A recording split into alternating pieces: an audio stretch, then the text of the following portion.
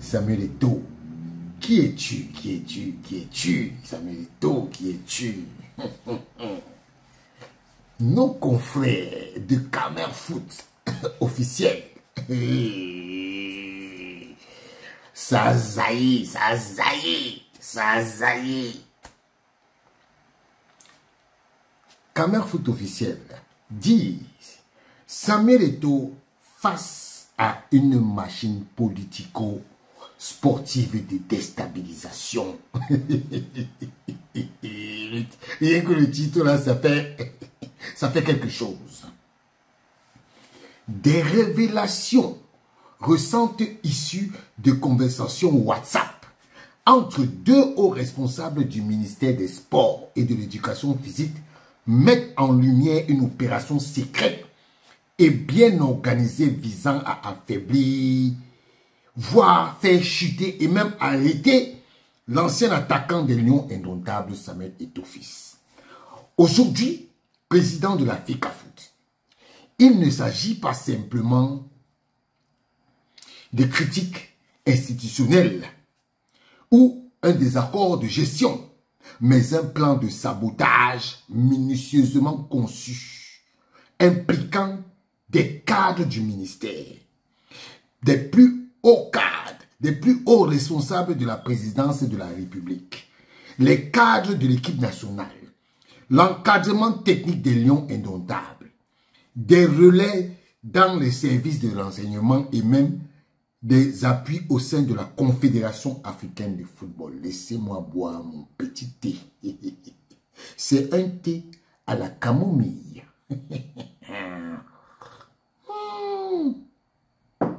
Voilà. Les principaux instigateurs de cette machine, de cette machination, Alain Mankoko Nyaka, inspecteur général des services du numéro 2 au ministère, ex-directeur des sports de haut niveau. C'est ce que ça veut dire. DSHN. Directeur des sports de haut niveau. Et M. Cyril Tolo Batoum, conseiller technique numéro 2 au ministère des Sports, tient des propos sans équivoque. 2 points. Il fallait trouver quelque chose de costaud pour embarrasser ce petit. Le petit, c'est bien entendu Eto'o. Un vocabulaire méprisant, mais surtout révélateur d'une volonté claire, l'écarter par tous les moyens. Mon frère. Ouais. J'ai besoin de thé à la camomille.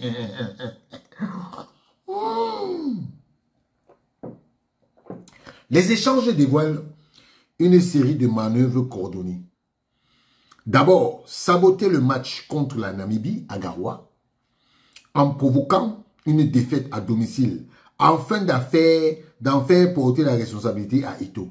Pour cela, les conspirateurs évoquent une grève orchestrée parmi les joueurs avec André Onana comme fer de lance.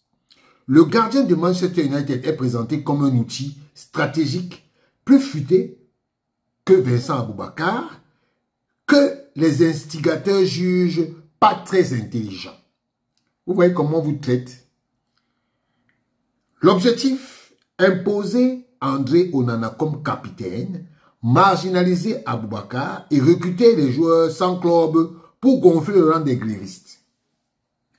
Plus grave encore, des conversations font état de l'implication directe du secrétariat général à la présidence de la République. Il est question de mettre les services de renseignement DGRE, police, gendarmerie dans le coup et qui vont mettre sur écoute et surveillance Samuel Eto'o afin de monter un dossier contre Eto'o.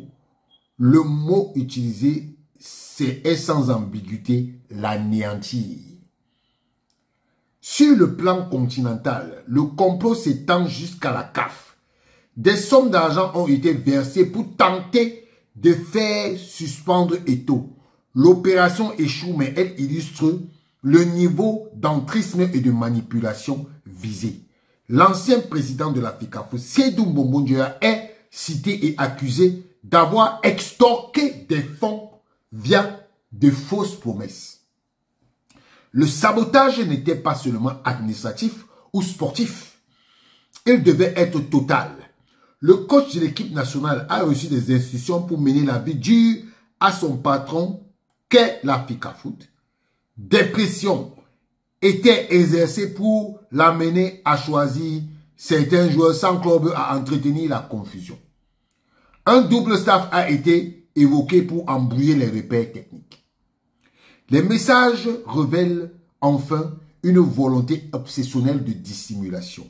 On lit « Supprimons après, suis mon regard » ou encore « T'inquiète, la peur d'être pris, l'assurance d'être dans l'illégalité et pourtant la détermination d'aller jusqu'au bout, jusqu'à souhaiter une défaite du Cameroun chez lui contre la Namibie dans l'unique but de faire chuter Eto'o. »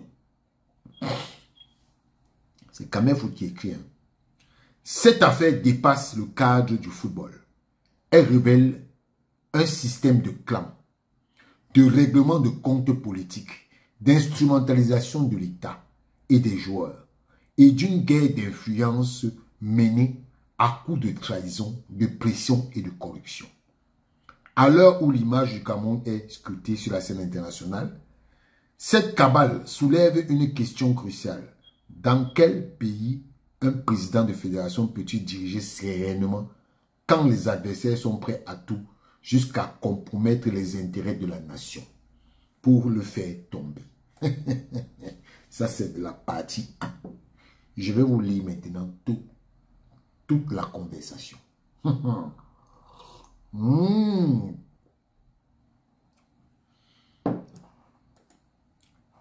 Nous sommes sur le message du directeur des sports de haut niveau qui commence. Bonsoir.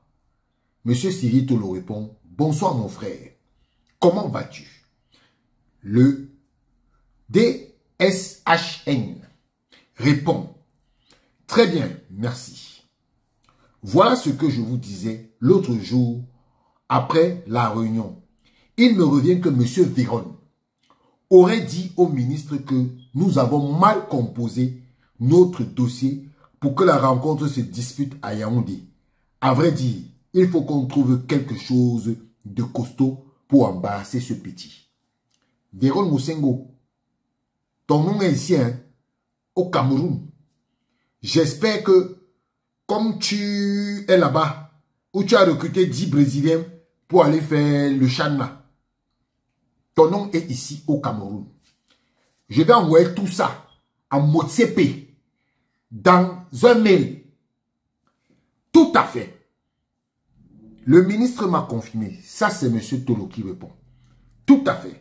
Le ministre m'a confirmé qu'il a fait une note à l'attention de HP à la demande du SGPR. Les arguments mis sur pied étaient pour forcer la main à HP. Vu que le SGPR lui-même a donné toutes les grandes lignes pour obtenir la tête de ce petit. C'est donc le retour de cette note que nous attendons pour que le SGPR ouvre un dossier contre lui. Il est suivi depuis un temps par les gardes du juif, même à son domicile. Donc, il l'a à l'œil. Je pense qu'il a tout, qu'il est tout à fait, je pense que tout est fait pour qu'il tombe cette fois. Monsieur le DSHN dit, le ministre m'a tenu informé. Tolo répond, concernant le match, je pense que la FIFA et la CAF sont avec lui. Ils font tout pour fragiliser notre contact à la CAF. Lui aussi, il exagère. Il nous prend énormément d'argent pour rien. Et à chaque fois, ces fausses promesses qui nous poussent à se contredire face à ces gens, ça tire au ridicule. Surtout quand son ami sénateur vient avec ses mensonges pour estorquer l'argent. Il nous dit une chose. Il nous dit une chose et on constate le contraire. Tolo fait. Un autre jour, le mercredi. Bonsoir, c'est toujours le DSHN. Bonsoir, c'était. On vient, c'est Cyril Tolo qui répond. Bonsoir, c'était. On vient de sortir d'une concertation et on a conclu qu'à la dernière minute, nous devons les embarrasser. C'est le DSHN qui le dit. Cyril Tolo répond, parfait. Monsieur Eto'o ne peut pas faire jouer ce match à Garoua. Et le petit André Onana nous a confirmé qu'il fera grève. Une grande majorité des joueurs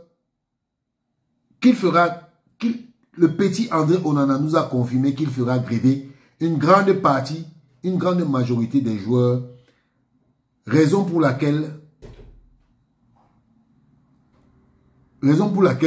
nous avons appelé des joueurs sans club pour avoir un bon quota de joueurs grévistes et je pense que c'est déjà bon quand à l'entraîneur, on lui a demandé de mettre Onana en première, d'autant plus que Aboubakar Vincent est à la porte de sortie et Zambo Anguissa, lui, n'est pas avec nous. Donc, toutes les conditions sont prises pour imposer Onana comme capitaine.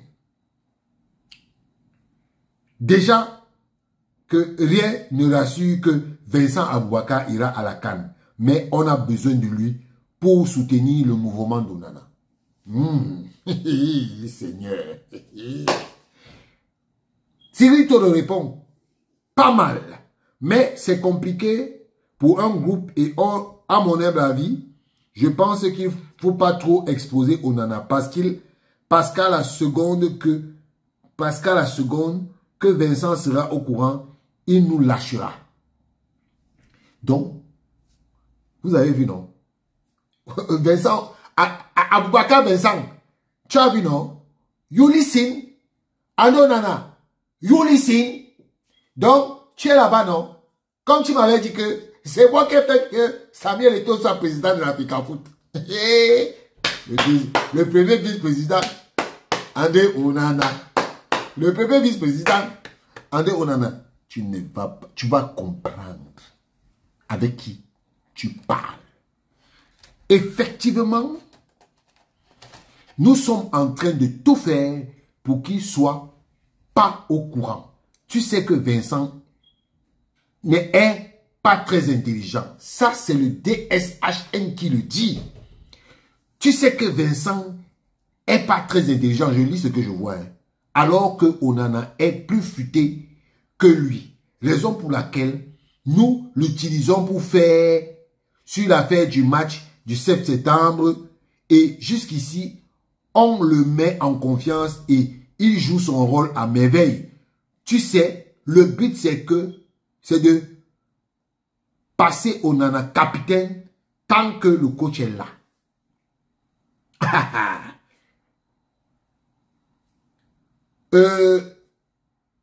Monsieur, le gradin est sous l'hôtel ou bien l'hôtel est sous le gradin. Monsieur Cyril Tolo, il dit que c'était le ministre m'a dit que le SGPR a dit qu'il a mis tous les services de renseignement, police, gendarmerie, pour faire des notes à l'intention de HP1 pour anéantir ce jeune homme. Déjà, sur la situation du match, il faudrait qu'on nous gagne forfait pour qu'on renvoie la culpabilité sur lui en première option et secondement qu'on rajoute le deuxième staff pour les embrouiller et conduite à tenir a déjà été donnée au coach pour contribuer à ce trouble. Ah, mon frère. Ouais. Le Cameroun. Très bien pensé. C'est le DHSN qui le dit. Très bien pensé. Le jour où ce dernier a nommé ce staff, le MINSEP m'a dit que le DCC l'a appelé pour lui dire que HP1 a demandé que le staff nommé par ce jeune homme soit maintenu. Il se peut qu'il ait dit aussi au SGPR, énervé, qui a demandé au MINSEP de rester sur son staff. Voilà donc cette guerre aujourd'hui qui se termine, qui ne se termine pas. Est-ce que cette information est vérifiée? Ça, c'est HP1 qui dit ça. Hein? Jusqu'ici, non, ça c'est DSHN. Jusqu'ici, nous ne le savons pas où se trouve la vérité. Cyril Tolo répond, ce que je sais est que le sénateur nous avait demandé de mettre beaucoup d'argent pour le SG de la CAF. On a préparé un truc pour le mettre au sol, mais à la dernière minute, il a eu qu'une amende. Ça arrange plutôt les gens de la CAF, puisqu'il ne pourra pas se présenter aux élections de la CAF. Seigneur! Or, nous, on voulait qu'il soit suspendu de toute activité liée au football. Donc, c'était notre mise. Nous avons reçu un agent que le salopard du MINFI a exposé pour salir le SGPR. Mais c'est la FECAFOOT qui est ordonnatrice des budgets. Vous avez entendu? Vous écoutez ça? Vous écoutez ce que les gars disent? Je relis. Ce que je sais est que le sénateur nous avait demandé de mettre beaucoup d'argent pour le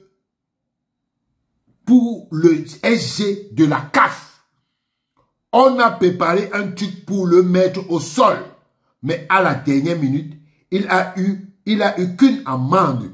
Ça arrange plutôt les gens de la CAF puisqu'il ne pourra pas se présenter aux élections de la CAF. Or, nous, on voulait qu'il soit suspendu de toute activité liée au football. Donc, c'était notre mise. Nous avons reçu un agent que le salopard du MINFI a exposé pour salir le SGPR. Mais, c'est la FECAFOOT qui est ordonnatrice des budgets. Et le DSHN répond exactement. Le gars de la DGRE est sur eux. C'est un gars du SGPR. Il va le brouiller. Il a dit écrit, hein, il va le brousier. Le brousier, hein, il n'a pas dit bousier. Il a dit que le brousier.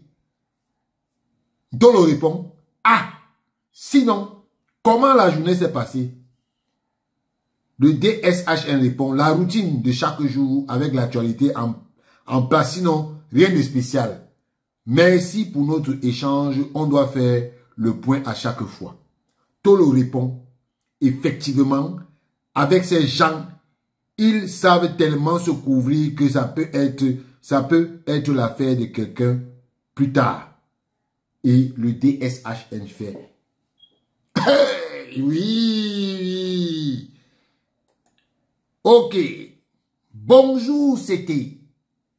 C'est maintenant Tolo qui demande bonsoir et le DSHN répond bonsoir, directeur. Tolo dit, le ministre vient d'informer à l'une de mes sources que le SGPR lui a demandé d'introduire un courrier pour fournir avec le jeune sur la tenue du match de Yaoundé. Pour finir, plutôt, il faut que je lise bien. Le ministre vient d'informer à l'une de mes sources que le SGPR lui a demandé d'introduire un courrier pour finir avec le jeune sur la tenue du match à Yaoundé. Mais je trouve qu'il se protège beaucoup. Il utilise les gens et se cache derrière. C'est Tolo qui dit ça. Hein. Le SGPR utilise les gens et il se cache derrière. Et je bois d'abord mon thé à la camomille.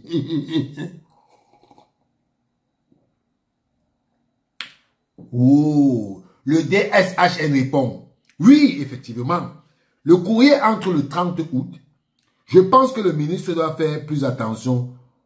La dernière fois, à la FECAFOOT avec l'entraîneur, c'était les instructions du ministre d'interdire cette réunion. Mais à ma grande surprise, le type là l'a appelé et a demandé qui m'a envoyé là-bas et m'a traité de tous les noms. Et pourtant, c'était les instructions du ministre au vu de cette situation qui, il s'abrite sous le ministre au cas où ça pète, il nous renvoie le tort. Ouais, en tout cas, restons vigilants et discrets, puisque le ministre lui-même a confirmé que le DCC l'a appelé sur des instructions données. Mais la suite reste inconnue. Il ne faudra pas qu'on nous mette devant des histoires qu'on ne pourra pas gérer. Restons éveillés et je pense que c'est pour mon franc-parler que le ministre me soupçonne.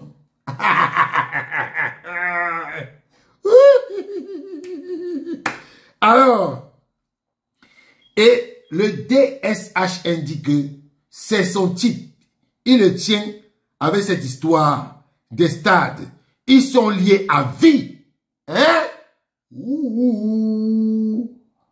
Mais le monstre froid n'a pas d'amis. En tout cas, mon frère, restons vigilants comme tu as dit. C'est tout. Et Dolo envoie un émoticône de Bourak qui fait comme ça. C'est chaud, c'est chaud, c'est chaud. Bonne nuit, mon frère. À demain. Tolo dit que bonne nuit. Supprimons après sur mon regard. Le DSHN dit que t'inquiète. Oh, c'est chaud, c'est chaud, c'est chaud. C'est chaud, c'est chaud, c'est chaud. Alors, vous voyez,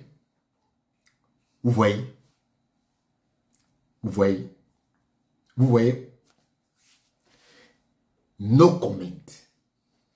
No comment. Vous avez vu? Donc, vous voyez comment se gère la République du Cameroun. Les gens qui envoient les gens qui se couvraient. Donc, et tout, les gens le suivent. Et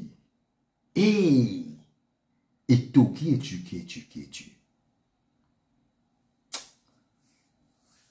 Et tout. C'est Dieu qui est dans ton affaire. Les coups qui sont montés là. Ando Nana. Et ben ça, Bouaka. Donc, la lettre que vous avez lue là. Tu vois comment les gens te traitent, non? On dit que tu n'es pas très intelligent, que tu es bête. C'est pas moi, hein. Eux-mêmes. Je crois que vous avez lu et vous savez avec qui vous traitez désormais. Dieu que vous voyez là, il a des voix insondables. Il a des voix insondables. Même l'affaire de Marc Brice, où Marc Brice est parti donner tous les documents au président de la Fédération camerounaise de football. Tout ça, ce sont les affaires de Dieu. Tout ça, ce sont les affaires de Dieu.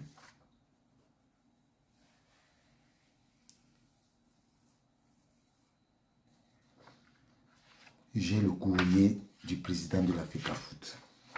Je ne vais pas être très long. Je vais faire une autre vidéo.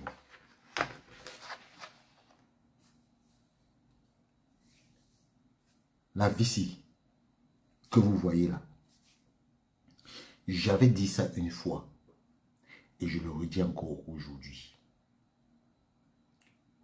Quand vous faites les choses avec la haine, rien ne sort de là. Quand vous faites des choses avec la haine, rien ne sort de là.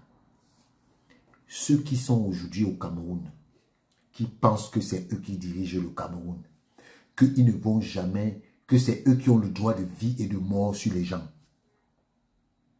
Ce n'est pas vous qui avez couché tous les Camerounais.